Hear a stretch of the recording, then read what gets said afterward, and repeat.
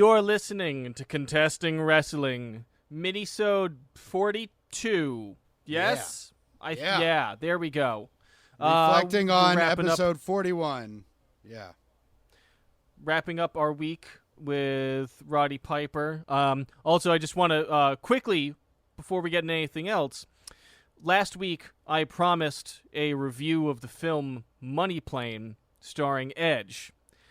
And at the time I made that promise, Money Plane was available for rental for $3 on all major streaming platforms. And I meant it. I want the audience to know I meant that. However, yesterday, when I went to finally go and watch Money Plane, the price had inflated to $6. What?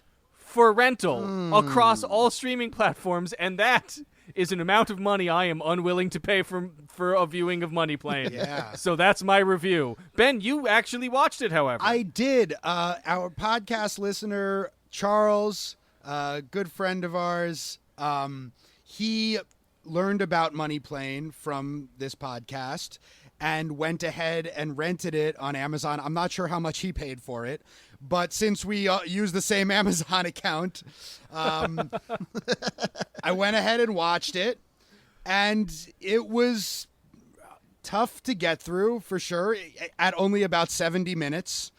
But, you know. Oh, no. Oh, wow.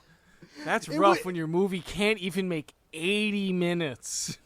It was slightly entertaining. Very, very bad. The scenes with Kelsey Grammer were clearly the best parts of it. It left a whole lot unresolved at the end, which I guess maybe they were hoping for a sequel. But yeah, They got to make Money Submarine. Right. I watched SummerSlam 95. It sounds like I made the right choice. You did. I mean, it's tough with bad movies. You'll hear us complaining about this if you're a premium listener when our episode on Hell Comes to Frogtown comes out next week. I at least had a good time watching Hell Comes to Frogtown. There were parts of it that were fun. It's so hard with bad movies for them because it is rare that they are actually in that realm of fun to watch. Most of the time, It's just a waste of time. Like, there needs to be just a particular combination of hubris and like some sort of like negative, like anti-talent kind of. And it's like sometimes like a movie just sucks and it's hard to watch. There were those things, I guess. Edge is not a terrible leading man, but no. It was really just the cheapness of everything brought it down. Just in the sense that, like, none of the things that you would want to see, you actually got to see because it would have been too expensive for them to shoot them. Oh, that's no good. You got to write something else if that's the deal. Yeah, you can't make a movie that's just a list of broken promises. Oh, that's deep. But it's like in any piece of entertainment, it's sort of you're making a kind of there's a contract sort of with the viewer or with the reader or whatever as you go in, and it's sort of like you're making and especially if it's something like sort of pulpy or adventurous, it's kind of you're exciting them with the possibilities of the world that you've built, and then there's going to be a bunch of things they want to see, and then you can either satisfy those things or subvert those expectations, all this stuff. And from what I could tell watching the trailer for Money Plane, there was one set, maybe two sets, in the whole thing. It did seem to be a movie shot in a room. Yeah. So one thing that I really wanted to reiterate, we got into it a little bit, but just the significance of that Bret Hart-Roddy Piper match from WrestleMania 8, I wanted to go into a little bit more. And just how important it is to wrestling and just how monumental a moment it is for Roddy Piper's career, Bret Hart's career, etc. Because Roddy Piper was never pinned clean in WWF for the 8 years he was there up until that match with Bret Hart. And the amount of respect that he had to have for Brett to put him over there is, like, cannot be overstated. And that's something that is really kind of lost in modern wrestling, is the importance and the significance of doing the honors for someone. It doesn't mean nearly as much as it used to. And for Piper, it meant absolutely everything. And, there's some nepotism there. He was connected with the Hart family. If you look at Bret Hart, he almost never lost clean except to guys he was related to. And on the one hand, you might be like, oh, that's nepotism. On the other hand, Bret Hart took himself to represent the legacy of Stampede Wrestling. Him doing a job was all of Stampede Wrestling. Was his dad doing a job? Was everybody his dad ever trained doing a job? Well, especially once he became world champion. He took that so seriously. But Bret didn't recognize the changing waves of the wrestling business anyway. He was never going to be Hogan because nobody was Hogan anymore. Austin certainly wasn't Hogan. Austin would win the title and then lose it 3 weeks later. But it wasn't just selfishly protecting his own status. I think he really saw himself as representing that tradition of wrestling. Yeah, I think you're right that Bret was trying to protect his integrity and the integrity of like his dad and the whole style. And I do stand by what I just said, though. Not that it was just Bret's ego saying, well, I'm the best, I shouldn't lose. I think that he represented a more old school traditional style than I think even Vince thought he was going to. Vince was looking for the face of the new generation. And he found it ostensibly in Diesel, not in Bret Hart. Because Bret Hart wasn't really the face of the new generation. Bret Hart was the face of all of the great wrestlers of the previous 15 years that weren't quite on top because the style was the big muscle-bound cartoon characters. In a way, the Montreal Screwjob was kind of the final cleansing of all that. And it was a real rough thing to do. But it established that, no, things have changed. And you can either get with the change or you can go to WCW. They change every week. And rarely for the better. In 2000, they changed the world title on average once every 2 weeks. All year. Speaking of change, several episodes ago, Evan, you made a remark that kind of went by Doc and I think. Not really went by it, but I guess we had other things we wanted to talk about, so we didn't fully respond to it. You said... That's why we do these. Right. You said that, there's something very dangerous happening in WWE right now, and in AEW as well, given the conditions of the pandemic, that they now have an audience that they fully control.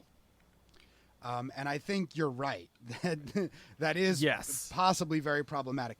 There have been some reports lately about the degree to which the wrestlers as audience in both AEW and WWE have been coached.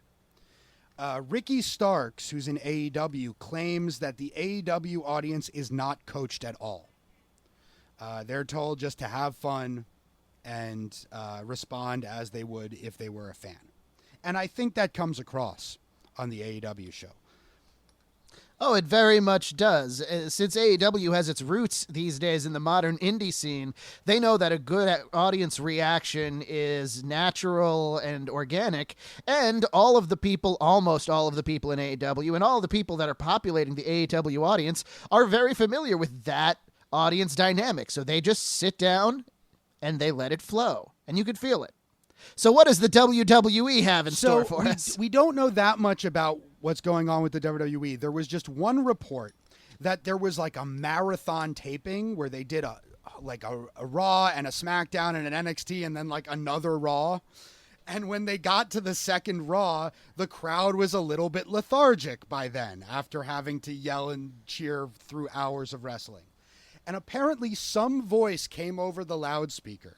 No report on exactly who it was. And very condescendingly told everybody that they need to have more enthusiasm. And the report was, it sounded as if like the principal came over the PA and, was talking to a bunch of children. So yeah, there's a contrast for you. That comes across too. I mean, if you watch the WWE crowd, like, guys, they're so overly they all react like a crowd in a video game does, all doing like the same three motions every few people across. Occasionally you see a little different, but they don't want anybody to stand out. They don't want you to be paying attention to the fact that they're the people I see on NXT. A couple of them do it good on social media. I want to mention Shotzi Blackheart posted a few times like videos of herself during the commercial breaks on Raw doing squats and posting like, I did 800 squats today during the commercial breaks during this. They don't want us to sit down. I never sit down, you know. Shotzi's great. And she really is. She's going to be a big star. I was very happy to see her wrestle Mercedes Martinez last week. Yeah, I think they know. I think they know she might be a big star too. They're treating her like it. But yeah, I do think that, and Doc, you kind of spoke to this, like that seems to speak to the attitude towards audiences from both sides, where AEW is trying to get people to genuinely like what they do, and maybe their approach sometimes is like not as good as it could be, but they do seem to genuinely be trying. Whereas, yeah, the WWE does not think highly of its fans. And is basically just like, we're just going to tell these schmucks how to respond, because that's what we do when it's just a whole audience anyway, right? So it's the same thing. Yeah. We get to act. These people we can fire, luckily, so they have to listen to us harder. The children will like what we tell them to like, It's like, it doesn't work. It doesn't work. And that's why they've been losing audience forever. And they've had these recent desperate creative attempts like the Raw Underground, which was shamelessly ripped off of Chikara for better or worse.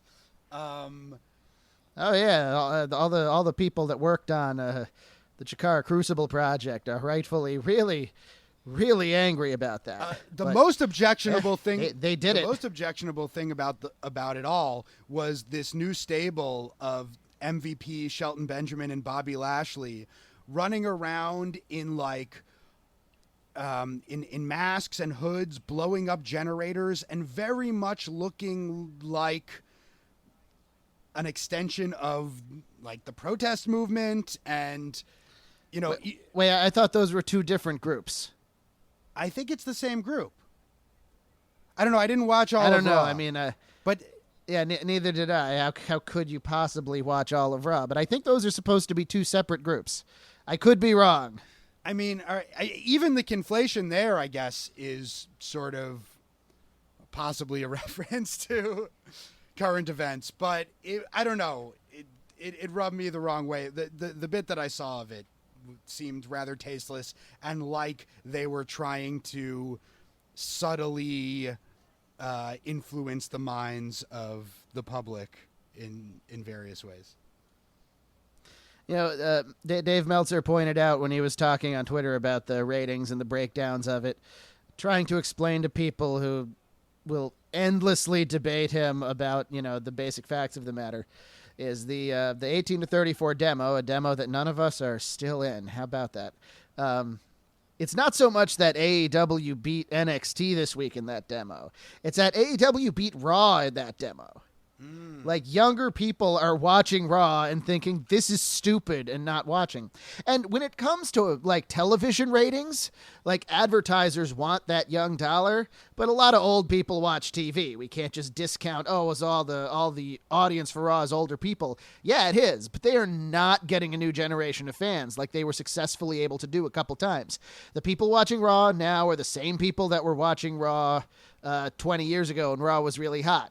There's just approximately maybe 20% of them left. One thing that might appeal to that demographic, we were talking last week about Big E's upcoming singles push, hopefully, and about how Booker T was like, he's got to stop doing that New Day stuff. And so what does he do in his first singles match on SmackDown? He enters the arena by rolling down the ramp like a log. He's the greatest. That's all right. I guess I'll have to go watch that. He's the absolute just greatest. Just that one scene, and then that's it. I think you put that clip in our Slack. If you scroll up a bit, you may find it. Oh, I will check. Okay, Yeah. yeah. Today is my Possibly, yeah. today is my first day There's definitely a GIF of brain rolling around. freedom. Because that class I've been talking about on the last few minisodes is finally over. So I can have thoughts again briefly. So I have not been ignoring the Slack, I promise. Oh no, it's all good. You do you. Couple of things. But yeah, and I also just feel like it's like I feel the WWE for so long was just this walled garden where if you enjoy wrestling, this was the entire wrestling universe. And then just people are able to look outside of that universe now in a way that's a lot easier. And they're just noticing like, hey, like these other guys aren't doing the terrible things that you're doing. It's like the difference between, people I know who make any sort of effort to pay any kind of attention to anywhere else in the rest of the world, and the people who really just care and think about, what's going on in America and not realizing, like, hey, like, there's other places where it's not like this, right? Where it's not... and just superimpose whatever you want. Anything can go. Corona, economic alienation, anything can go in there. Medical care. Sorry, that's where my headspace is today. I feel like I keep pulling us away from wrestling. I enjoy all the great stuff that Miguel has been sending us from Vietnam, like all the fun he's having and the shows he's going to. But it also kind of irritates me because fuck, we don't got any of that now. Wait, you mean we'd all be having a better time if we went to Vietnam? Yes. I mean, our one friend is, at least. He seems to be having I'm a ball saying there. if we say that loud enough and clearly enough, maybe a bunch of the old fucks that still don't believe this is a thing might understand. Yeah, they had like cases. We're having a bad time in America. Oh, I have really wanted to. I mean, I've really wanted to send. I've seen a tweet floating around that I've wanted to send to some older relatives or something that just says, "Wow, I guess Vietnam. I guess that's 2-0 Vietnam and us, right?" Like, Yeah. Oh, savage. So anyway, Ben, you were about to say something. Oh, we were talking a little bit at the end of the Piper episode about Mr. T, and I dug a little bit more into his background, and I found this from Wikipedia that I thought was really interesting. I'm just going to read straight from the wiki. He attended Dunbar Vocational High School, where he played football, wrestled, and studied martial arts. While at Dunbar, he became... This is T. This is Mr. T. He became a citywide... Yeah, Mr. T, not Roddy Piper. Not Roddy Piper, Mr. T. He became citywide wrestling champion 2 years in a row, so he was an amateur wrestler. He won a football scholarship to Prairie View A&M University, where he majored in mathematics, but was expelled after his first year. Then he went to the Army. He tried out for the Green Bay Packers, but he had a knee injury, so he didn't make it. So he had quite an athletic background. And That's wild. Yeah. Oh, yeah. I mean, he was in very good shape. At least he looked like he was in very good shape. I guess I had been wondering if he had an athletic background or if he had come like just from the weightlifting world, which I know that was. I feel like people used to come out of the weightlifting world, where I don't know how much happens anymore, except for like and bodybuilding. Yeah.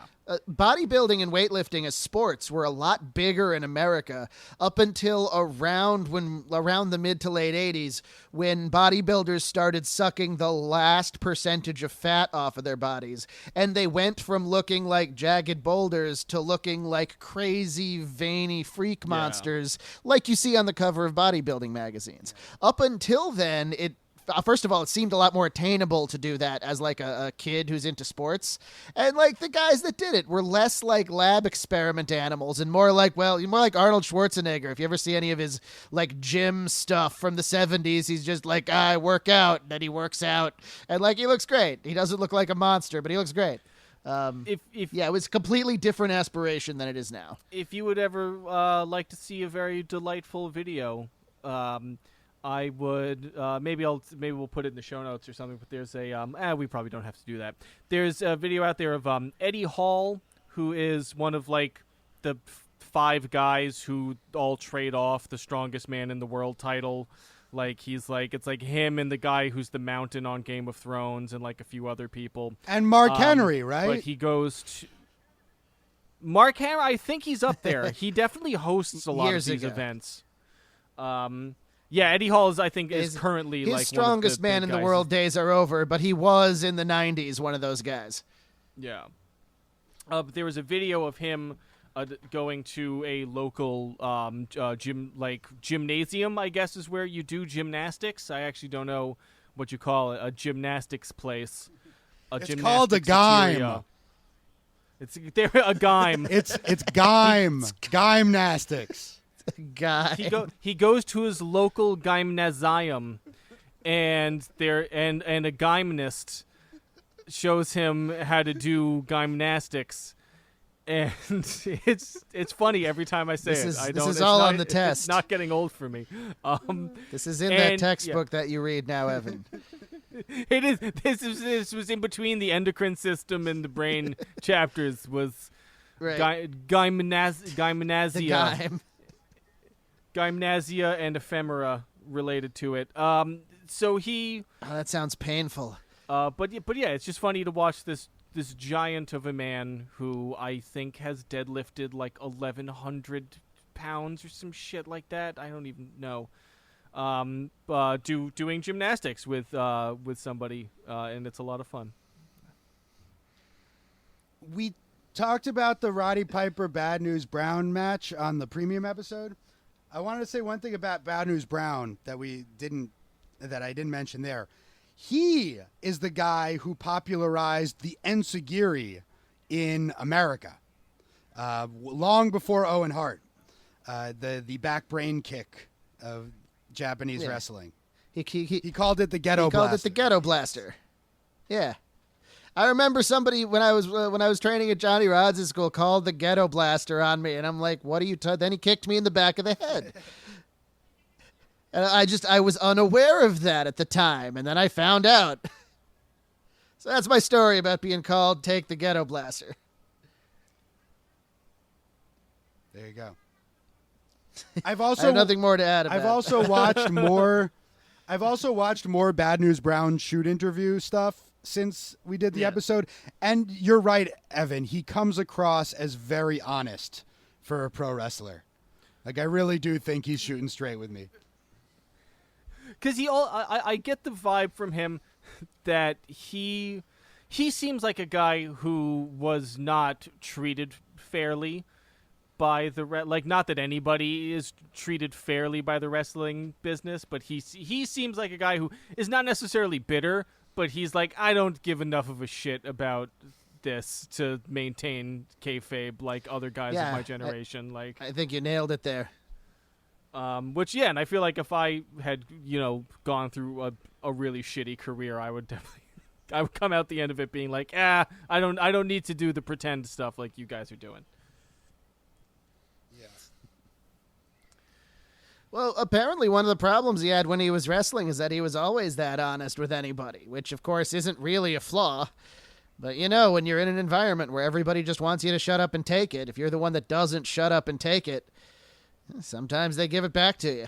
And also, it seems like from his comments that he wasn't a mark for, like, titles and winning. He wanted to make money. Yeah. A lot of the good promoters like that, Bad promoters like it when their guys are marks for the titles because it means that it doesn't matter how much you pay them and that you can keep them around by dangling the title in front of them. And they're bad promoters because the wrestlers that are like that generally aren't the best. Sometimes they are, but usually they're just too stuck in their own heads to see the whole show and the fact that you're putting on an entire show with lots of guys and it's a variety act. And if everybody's trying to do the best to try and get to the top, really, usually it makes the show have that vibe. I think I've said this about Asuka before, but, she's a businesswoman, and there's a reason why she survived after they stopped her push, and she just stayed over. She just kept working. She kept her head down, and now she's on top again, and that's rare. It seems like that's rare among wrestlers. Well, she already knew how to do that. All right, I have I, one don't know, I more. mean, I like, bet you really she's weird outspoken idea enough. that- Also, they know that if they start messing her around, she's just going to go to Japan. Right. All right, I have one really weird idea. A couple of minisodes ago, we were talking about Extreme Rules and the match with Dolph Ziggler and Drew McIntyre that was only an Extreme Rules match for one of them. So I've been thinking about other asymmetrical match types. And, okay, so Impact Wrestling, they did the reverse battle royal where everyone's trying to get into the ring, right? And that was kind of dumb. And I was thinking, sure did. what about like a Wait, reverse? wait, hold on. Hold on. You can't just gloss over reverse battle We royal. talked about it before, but we'll watch it one day, I guess. Okay. Yeah. I couldn't It's just one walk of the past that. dumbest things you'll ever see. So slightly less dumb than that would be a reverse cage match where everyone's trying to climb the cage into the ring. What about a match with two teams where one team's trying to get out of the cage and the other team's trying to get in? And they're just battling on the cage walls. Because like a cage match with tag teams always has interesting strategy because it's like both members of the team have to get out. If one of you gets out, the other one is then there with the other two at the mercy of the other two wrestlers, and they can just beat them down and then climb out themselves. You can kind of prevent them from coming down, but that's not usually that effective from the outside. But yeah, if the one team has a bunch of members trying to get out and they have to strategize, like, how many members can we get out of the cage without, sacrificing our position in the cage? I think there's some possibilities there. I wish there was a league out there that was doing doing dumb gimmicks like WCW, but somehow made it work and fun. Yeah. I'm thinking the problem there is like getting the budget. Yeah. Like WCW had the budget to do the crazy stuff. Very few, I mean, the AEW gimmicks have for the most part worked so far. They've done a couple of those. That Stadium Stampede match and stuff. I could totally see WCW trying and failing to do that. Definitely. I would like to see a match. It's a tag team match. And it's structured like a normal tag team match, but at any moment, one of the tag teams can tag the ref in, and then the guy from the tag team has to be the new ref. Think about it. I'm thinking. I'm trying. You definitely need a good story for that Yes. to work. Also, I everyone's could dressed see the the same. three- No, that's dumb. I could see the three guys in the New Day doing that. Having like a one-on-one match with one of them being the ref, except a conceit of it is you can tag the ref and then you two have to switch. I could see the three of them doing that and then knocking each other out and all pinning each other at the same time. There's any three guys that could pull that off. It's the New Day. What I'm having trouble with is like the motivation for any of it. Well, because then Right. you would want to become the ref. Look, did I think this through before I said it? No. Do I have enough of an understanding of wrestling and what makes a match good or not to even come up with one of these ideas in the first place? I do not. But what's important is that I said it, Yes. and I feel good about it. So, You listeners, sound like a lot of people who talk about wrestling online. please tweet us your best ridiculous match ideas. Extra points if they're asymmetrical in some way. Somebody's done a match where the ring's on fire, right? That has to have happened. The Inferno Yeah, match. that's happened. Yeah, okay. That's, Well, I'm glad. It's happened. We'll a few watch times. at It's least never one of been a those good when we idea. do a Kane episode eventually. There's one from Japan with the Sheik where like everything starts catching fire and it gets completely out of hand. Yeah. I think. Yeah. Fire can't work. So shouldn't bring it in the ring. That is one of the big problems with it, certainly. Yeah. Alrighty. Are we good? We got anything else? I think that's I think we're good. that's it Alrighty. for now. And then, so listeners, get ready this week. we will be unlocking. We're unlocking the vaults for you this week. We're going to release the main feed episode is going to be an unlocked premium episode, which is going to be the first in our series on Lucha Underground, where I am watching the now unfortunately canceled Lucha Underground wrestling serial, and we're talking about it, and it's very enjoyable. And then, premium listeners, you're still going to get a nice extra bonus premium episode. Well, I guess it'll be a premium episode like you get every week, but, to make up for the fact that the normos are getting their own premium episode, you're going to get our discussion of the classic film Welcome to Frogtown, which I found Hell Comes to Frogtown, which I found less fun to watch than I was hoping. It's close between that and Money Plane, actually, for me. I don't know. Look, if Money Plane drops below $5 for rental, I will get it. But I am not paying. I would not pay $5.01 for Money Plane. That's the limit. It is $4.99 is about as far as I'm willing to go for a Money Plane viewing. That's fair. Alrighty, this has been Contesting Wrestling. Thank you all for listening. Follow us on Twitter at ContestingW. Send us your thoughts and your feelings and your weird ideas for ridiculous wrestling matches that we can try to bring into existence through a massive act of chaos magic and having everybody think about it or something like that. It'll be like if Grant Morrison was writing a wrestling comic. That would be fun. Which, yes, please do that, Grant Morrison. Yeah. All right, this has been Contesting Wrestling. You guys are the best. We love you. Thank you.